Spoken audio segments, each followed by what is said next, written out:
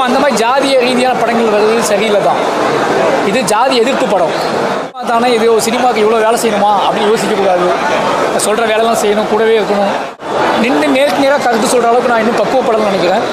என்ன கன்வே அதுவே போதுமானது. நான் போய் விலைக்கு சொல்லணும்னு அவசியம் இல்லை. என்னோட வேலை செய்கிறது இப்படி தான் இருக்கு. என்னோட எல்லா விஷயத்தையும் நம்பி அவர் வந்தாருன்னா அவர் நம்பிக்கை நான் காப்பாற்றுற மாதிரி படங்கள் பண்ணுவேன். ஜாதி அப்படியெல்லாம் மாத்திரை போட்டு காலி பண்ண முடியாது. மாத்திரை ஆர்ட் போட்டு ஜாதி ஒழிச்சிட முடியாது. அது ஒரு பெரிய வாழ்வியல் முறையாக இருக்குது நம்ம ஊரில். ஸ்கில்லிங் இருக்குல்ல, இன்னசென்ஸ் சாகும்போது நமக்கு ஒரு துடிப்பு வருது இல்லை, அது அனிமல் வச்சு பண்ணும்போது ரொம்ப ஈஸியாக கனெக்ட் ஆகுது. நிச்சயமாக நம்ம நம்புகிற மாதிரி ஒரு தமிழ் சமூகம், ஒரு இந்திய சமூகம் உருவாகும் அப்படிங்கிற நம்பிக்கை. எல்லாருக்கும் வணக்கம்.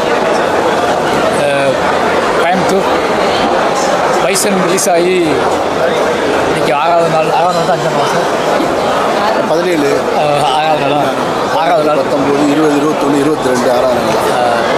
நிறைய மக்களோட மனநிலையை, மக்களோட கொண்டாட்டத்தை பார்க்கறதுக்காக நிறைய ஊர் போயிட்டு வந்துட்டுருக்கோம். இன்றைக்கி சேலம், திருப்பூர் போயிட்டு கோயம்புத்தூருக்கு வந்து பிராட்வே தேட்டரில் பெரிய ஸ்க்ரீனில் மக்களோடு சேர்ந்து பைசன் படம் பார்த்தோம். மக்களோட கொண்டாட்டத்தை பார்த்தோம். பொதுவாக என்னோடய படங்கள் எல்லா இன்டர்வியூ சொல்கிற மாதிரி தான் முழுக்க மக்களை நம்பி எடுக்கப்படுது. அந்த மக்கள் நம்ம நினச்ச மாதிரியே ஏற்றுக்கும் போது பயங்கரமான ஒரு சந்தோஷம் கிடைக்குது. ஒரு 4 படத்துக்கும் கிடைச்ச மாதிரியே ஒரு 5வது படத்துக்கும் மக்கள் பெருத்த ஆதரவு கொடுத்துருக்காங்க, பெரிய நம்பிக்கையை கொடுத்துருக்காங்க. தொடர்ந்து நான் என்னோடய படங்களை, என்னோடய எண்ணங்களை பதிவு செய்கிற மாதிரியான படங்களை எடுப்பதற்கு பெரிய ஆக்கமும் ஊக்கமும் வந்து மக்கள் கொடுத்துருக்காங்க. பைசனோட வெற்றியை நான் அப்படி தான் பார்க்குறேன்.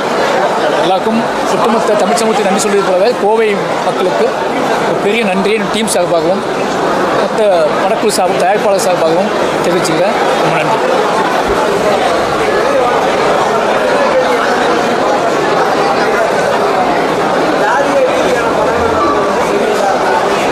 தெரியல, நான் பார்க்குது எனக்கு கேட்கவே இல்லை. சொன்னது நான் சொல்லுவேன்.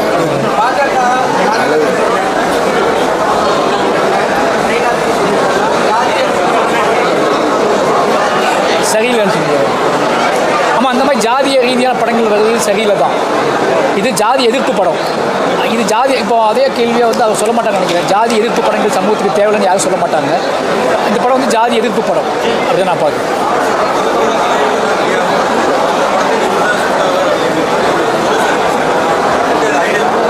இந்த படம் இந்த கதை முடிவு பண்ண உடனே எனக்கு பயங்கர உழைப்பு போடுறது ஆள் தேவை. முதல்ல நீ நம்பணும், என் கூடவே இருக்கணும். உடம்பு, சக்தி, எனர்ஜி எல்லாமே வேணும். சினிமா தானே. இது சினிமாவுக்கு இவ்வளோ வேலை செய்யணுமா அப்படின்னு யோசிக்கக்கூடாது. சொல்கிற வேலைலாம் செய்யணும், கூடவே இருக்கணும். அது போக நம்ம சினிமாவில் பெருசாக சாதிக்கணும் அப்படின்னு ஒரு வெறியும் அவங்களுக்கு இருக்கணும். ஏன்னா சில நேரம் தோணிடும், ஒரு 2.5 மணி நேரம் சினிமாவுக்கு நம்ம ஏன்னா இவ்வளோ கஷ்டப்படணும்னு தோணிடும். அப்படி தோணாத ஒரு ஆள் தேவைப்பட்டுச்சு. எனக்கு துரு வந்து ரொம்ப நாளாக இதுக்கு கனெக்ட் படம் பண்ணணும்னு ஆசை இருந்துச்சு. இப்போ துருட்ட இதே சொன்னேன், இது பெரிய உழைப்பை கேட்கும், எனக்கு கஷ்டமாக இருக்கும், நான் முடியுமான்னு கேட்டேன். நான் என்ன பண்ணேன், ரெடி சார் உங்களுக்காக நான் பண்ணுறேன் சார்னு சொல்லி வந்த படம் தான். அப்படி சூஸ் பண்ணது தான் துரு.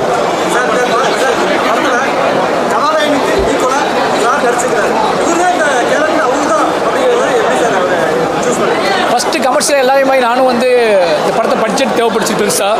அந்த படத்தை பட்ஜெட்டாக யோசித்து நான் வந்து ஏதாவது பெரிய ஆட்களை கொண்டு வரலாம், ரொம்ப ஹீரோ பெரிய ஹீரோக்களை கொண்டு வரலாம் அப்பாவா அப்படின்னு யோசிச்சுட்டு இருந்தேன்.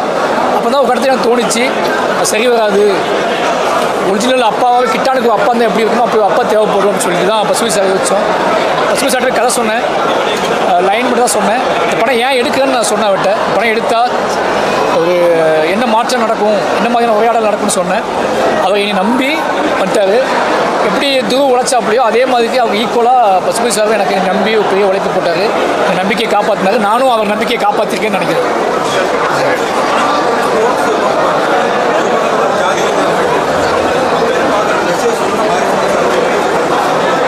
அதான் என் படம் தான். அதாவது மெசேஜில் என்ன மெசேஜ் தனியாக நான் அவ்வளோ பையன் கிடையாது. எனக்கு வந்து ஆர்ட் ஃபார்மில் நின்று நேருக்கு நேராக கருத்து சொல்கிற அளவுக்கு நான் இன்னும் பக்குவப்படணும்னு நினைக்கிறேன். ஏன்னா என்னை விட வாழ்க்கையில் நிறைய வாழ்ந்தவங்க இருக்காங்க. ஏன்னா வாழ்க்கையே ஒரு பக்குவம் கொடுக்கும். சினிமா அப்படிங்கிறது ஒரு ஆர்ட் ஃபார்ம். நம்ம கற்று வச்சுக்க கிராஃப்ட் மூலமாக ஒரு விஷயத்தை, ஒரு சோசியல் அவேர்னஸை ஏதோ க்ரியேட் பண்ணி ட்ரை பண்ணுறோம். அது முழு நீள படமாக பார்க்கும்போது ஆடியன்ஸுக்கு என்ன கன்வே ஆகுதோ அதுவே போதுமானது. நான் போய் விலைக்கு சொல்லணும்னு அவசியம் இல்லை. அது கன்மையானது, அது தப்பாகவும் கன்மையாகலாம், சரியாகவும் கன்மையாகலாம். திருப்பி கண்டிப்பாக அந்த படத்தை பார்ப்பாங்க. தப்பாக கன்மையானவங்க திருப்பி அந்த படத்தை கண்டிப்பாக பார்ப்பாங்க. அப்போ தொடர்ந்து அவங்க என்கிட்ட விளையாடணும்னு அவசியமே கிடையாது. எங்கிட்ட விளையாடுறது மூலமாக நான் அடுத்த படத்துக்கு போயிடுவேன். ஒரு படம் உங்களுக்கு புரியுது புரியாமல் போகுது, பிடிக்குது பிடிக்காமல் போகுதுன்னா நீங்கள் திருப்பி விளையாட வேண்டியது அந்த படத்தோட தான். திருப்பி அந்த படத்தை போய் பார்த்து நம்ம இது என்ன தப்பாக இருக்குன்னு பார்க்கணும், இல்லை என்ன நாம் என்ன தப்பாக இருக்குன்னு பார்க்கணும். அதனால் என் படம் வந்து அதை செய்யும் நான் நம்புவேன். நான் வந்து புது சொல்கிற அளவுக்கு நான் வந்து இதை மக்களுக்கு நான் இதை சொல்ல போகிறேன்னு சொல்ல அவசியம் இல்லை. ஏன்னா அப்படி என்னால் சொல்ல முடியாது, எனக்கு அப்படி சொல்கிறதுக்கான குவாலிட்டி எனக்கு வந்துட்டான்னு தெரியலங்க பதட்டத்தில் தான் நான் சினிமாவுக்கே வந்தேன். சினிமா மூலமாக சொன்னோம்னா ஈஸியாக கன்வே ஆகும்னு நினச்சி தான் பண்ணுறேன். என் படங்களை அதை சரியாக பண்ணது நான் நம்புவேன்.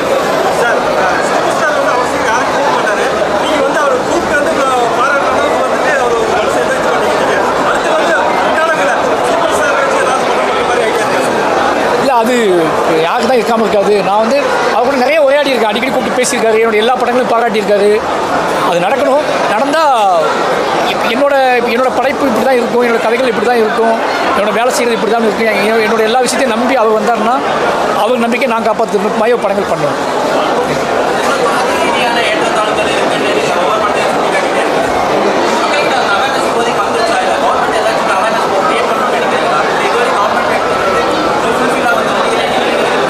ஜாதி அப்படி இல்லாத மாத்திரை போட்டு காலி பண்ண முடியாது. மாத்திரை ஆர்ட் போட்டு ஜாதி ஒழிச்சிட முடியாது.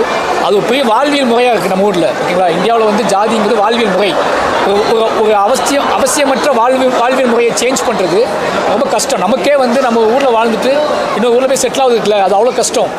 அப்போ தமிழ்நாட்டிலையும் சரி இந்தியாவிலையும் சரி சாதி அப்படிங்கிறது வந்து ஒரு பெரிய வாழ்வியல் முறையாகவே மாற்றப்பட்டுடுச்சு.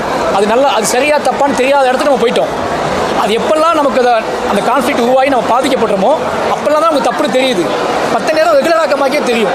அப்போ அந்த வாழ்வியல் முறையை எடுத்து நீங்கள் சண்டை போடுறீங்க மாற்றுறீங்கன்னா அது ஒரு பெரிய ட்ராவல். அது அந்த ட்ராவலில் நான் மட்டும் இல்லை, அரசியல்வாதிகள் இருக்காங்க, கருத்தாளர்கள் இருக்காங்க, பேச்சாளர்கள் இருக்காங்க, கவிதை எழுதுறவங்க இருக்காங்க. இவங்க எல்லாரும் ஜாதிக்கு எதிராக வேலை செஞ்சுட்டே இருக்காங்க.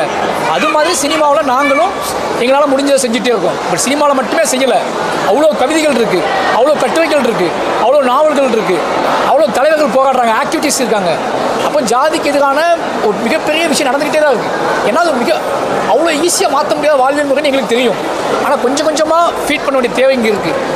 அதில் ஒரு பங்கு தான் ஆர்ட் ஃபார்ம் சினிமா. அந்த சினிமாவில் நாங்கள் செஞ்சிட்ருக்கோம்.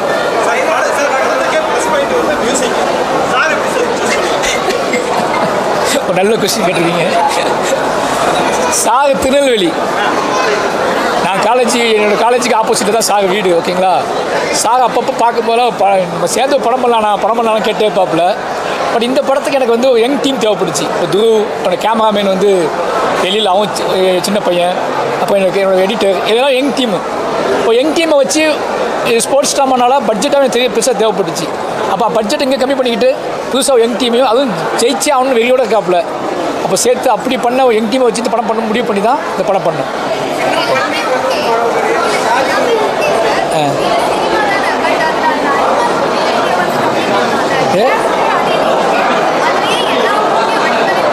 மனுஷனை கொள்றதுக்கு எனக்கு பயமாக இருக்குது. அனிமலை ஏன் அப்படின்னா, நான் வந்து ஒரு சாதாரண கமர்ஷியல் படம் எடுக்குன்னு வச்சுக்கோங்களேன். அதில் நீங்கள் எவ்வளோ மனுஷங்களை கொண்டாலும் கேள்வி கேட்க மாட்டாங்க யாருமே. நான் சமூகத்தை பற்றியான படம் எடுக்கிறேன், உண்மையை வச்சு எடுக்கிறேன். அங்கே நான் மனிதர்களை சாகுற மாதிரி சீன் எடுத்தேன்னா அதுக்கு நான் பொறுப்பு. அதை நான் அவனுக்கு பதில் சொல்லி ஆகணும். அப்போ அது ஒரு பெரிய சிக்கல் இருக்குது எனக்கு. நான் இப்படி படம் எடுக்கும்போது மனித உயிரோட வேல்யூஸ் காட்டணும். நான் எல்லா உயிரோட வேல்யூவும் காட்டணும்.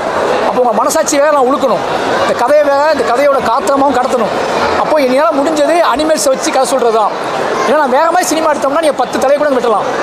பட் என் படம் அப்படி செய்ய முடியாது. ஏன் காரணம் அப்படின்னா, என் கதைக்குள்ளே மிகப்பெரிய ஒரு சிக்கலான வாழ்க்கை இருக்குது, அது நிஜமாக இருக்குது.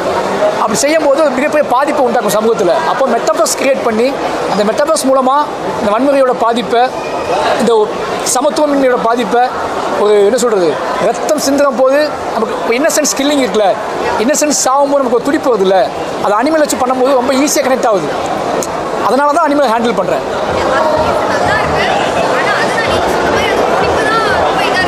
ஏன்னா நீங்கள் மனுஷங்க சாவை பார்த்து பழகிட்டீங்க. ஓகேங்களா, அதனால் உங்களுக்கு எப்படி உங்கள் மனசாட்சி எப்படி உழுக்குன்னு எனக்கு தெரியல. ஏன்னா மனுஷங்கள் சாகுறது, மனுஷங்களை கொலை செய்வது, அது நம்ம சினிமாவில் பார்த்து என்ன பண்ணிட்டோம்னா அது வந்து ஒரு கமர்ஷியல் ஆக்ஸ்பெக்ட் ஆகிடுச்சு. ஆனால் ஒரு அனிமலுங்கிறது ரொம்ப இன்னசென்ட்டாக இருக்குது. அதனால் இது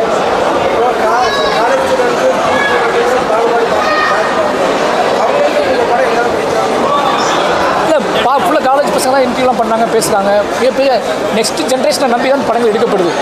எங்கள் அப்பா கூட சேர்ந்து வாழ்ந்தவங்க என்ன திருத்த முடியாது, எங்கள் அம்மா கூட சேர்ந்து வாழ்ந்தவங்க என்ன திருத்த முடியாது, எங்கள் கூட சேர்ந்து வாழ்ந்தவங்களையும் என்னால் பேச முடியுமான்னு எனக்கு தெரியல. ஆனால் எனக்கு பின்னாடி வராங்கல்ல, அவங்கக்கிட்ட நான் பேச முடியும் நம்புகிறேன், அவங்கக்கிட்ட ஒரு மாற்றத்தை உருவாக்க முடியும் நம்புகிறேன். அதுக்காக தான் படங்கள் எடுக்கப்படுது. அவங்க பார்க்கும்போது நிச்சயமாக இது பெரிய மாற்றம் நடக்கணும்னா நம்பிக்கை இல்லாமல் நம்ம வாழவே முடியாது.